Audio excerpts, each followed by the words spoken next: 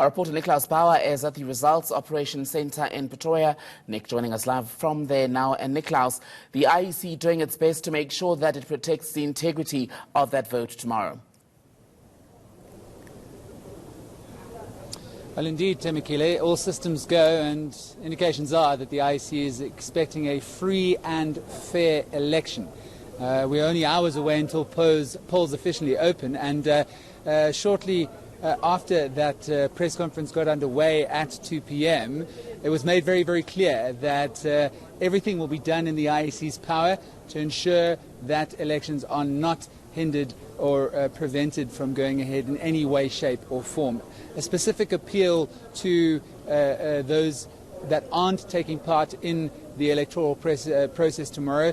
Not only the 6 million young people that have decided not to register, but I think it is 12 million people overall that have decided not to make their mark. An appeal from the IEC not to impede voters in any way, but also an appeal from protesting communities from not only Vuwani but also flashpoints in the northwest and KZN to allow the vote to go ahead. Tomorrow is all about the vote, and Simon Mabulo, of course, invoking the South African Constitution as well, saying that there is a right to protest, but there's also a right to express yourself electorally. Let's talk about the vote now with Dr. Sitibile Mbete. She joins us now at the ROC, the Results Operations Centre here at the IEC headquarters for the election. And well, we've arrived. It's been a long, arduous campaign, and indications are that, well, at this stage, we're looking forward to an election that has not got any red flags at this point in time. Certainly, I think that there's been a lot of social media activity about ballot boxes, empty ballot boxes being found where they shouldn't be found. There was the incident in Boksburg around the transfer of some of the special votes from a bag into a box, and an incident, I think, in the Eastern Cape that has done the rounds on social media. But I think that it's important for people and for South Africans to realize that we do have, I think it's one of the top 2 or top 3 elections authorities in the world in terms of managing elections, running them, and really trying to ensure the credibility. That doesn't mean that people won't try to interfere with the system or try to breach the system wherever it is, and I think that the kind of citizens' vigilance that we've seen has been really good and a really good sign. But I think that we should not expect anything particularly untoward in being deliberately done by the IEC in the conduct of these elections. Well, we can only pray and hope that that is the case and we don't have any massive hitches tomorrow. I've also been reading that in terms of an electoral process, the sanctity of it, we rate along the lines of places like Japan, places like the USA. But at the end of it all, every single election is going to have these mishaps. There was, of course, those black bags of ballot papers that were found in Pretoria, Tswane, 5 years ago, the ballot boxes in Zanin, the irregularities in Boksburg. I suppose, what can you actually do as a voting member of the public when you do expect something is wrong? All that you can really do is report it to the IEC.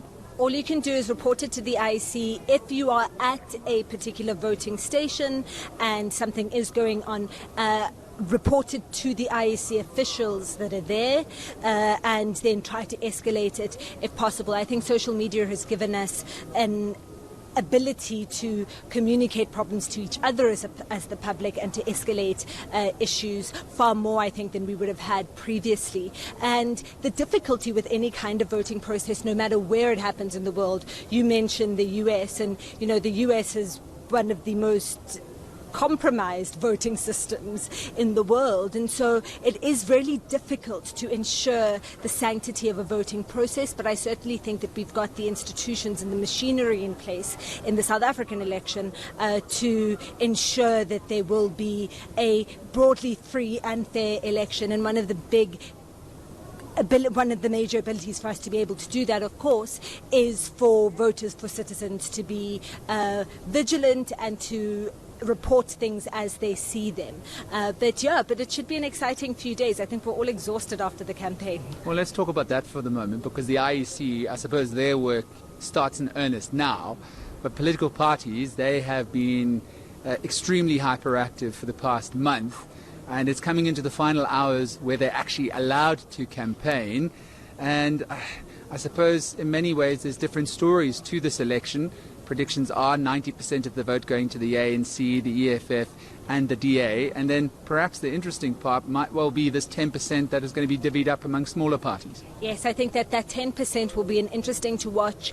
And how the 90 and the 10% is the 90% that's likely to go to the three biggest parties and then the 10% that's likely to be distributed among smaller parties, how that will be divided will really hinge on turnout, right? How many of the 26 million people that are registered to vote are actually going to turn out to cast their vote tomorrow and to cast a valid vote tomorrow. I think what's interesting to see in these few hours, the few remaining hours of campaigning, is how some of the smaller parties are sort of coming out with a last big push, particularly on social media, but also going out into different communities, doing door-to-door and other kinds of activities. And that is important given that we've got 48 parties that are going to be contesting the national election this year, and not all of them have really made themselves known or heard in this election period.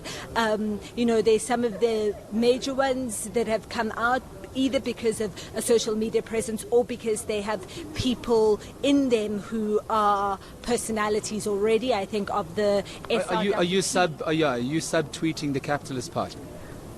Yes. Among others.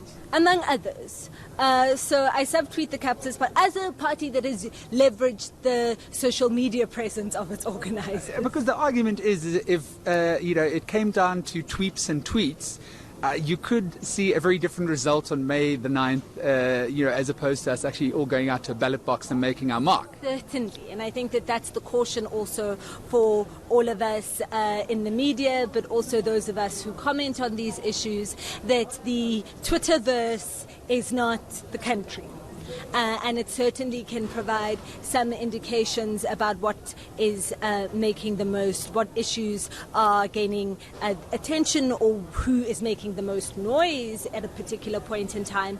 But they really give us no real indication of how ordinary people are going to vote tomorrow and how people that are not in the Twitterverse are going to cast their ballot and who it is that they've been convinced by in this election season. Indeed, we'll only be able to make that announcement on the 9th of May and I suppose get the final conclusion on Saturday the 12th as South Africa decides. It's the 2019 general election.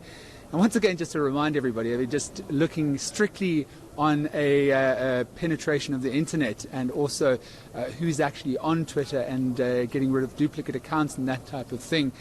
What you're seeing on social media, not only on Twitter, on Facebook and elsewhere, may well not have a picture of what South Africa is going to do electorally in this election. But for now, from the Results Operations Centre, The Rock, here in Pretoria at IEC headquarters for this election, I'm Nickolaus Bauer. ENC reporter Nickolaus Bauer, thank you.